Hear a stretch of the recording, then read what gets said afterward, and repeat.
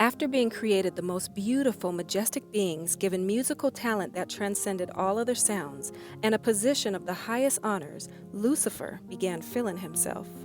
He said, "I will exalt myself above the throne. I will be like the Most High."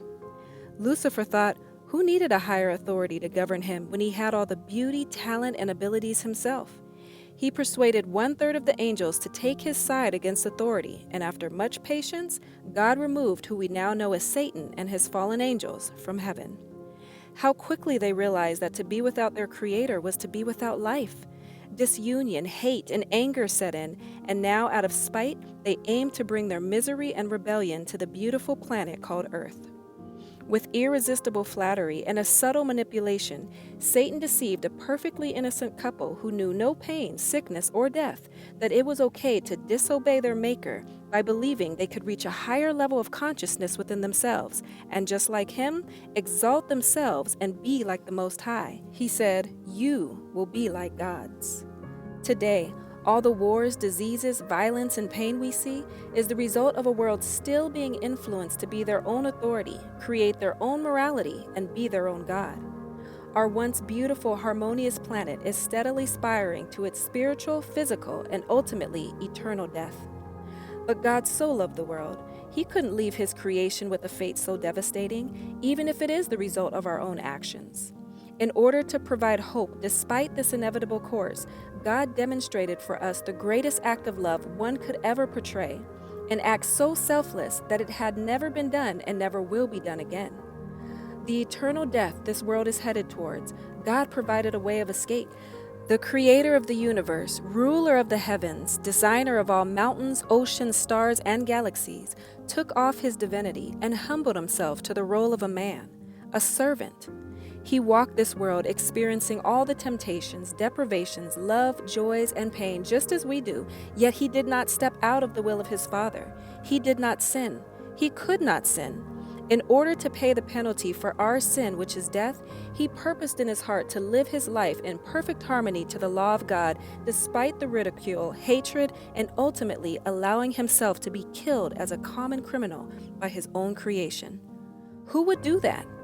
This suffering he gladly and willingly endured was for one reason, for you and for me, for us to have hope, for us to escape the eternal death that comes as a result of disconnecting ourselves from our Creator as Satan did. The one we rebelled against took our penalty. He died for us. But a man who lived in perfect harmony to the laws of creation cannot be overcome by death. His character was too righteous for death to claim him, and after 3 days, the Father raised him from the grave.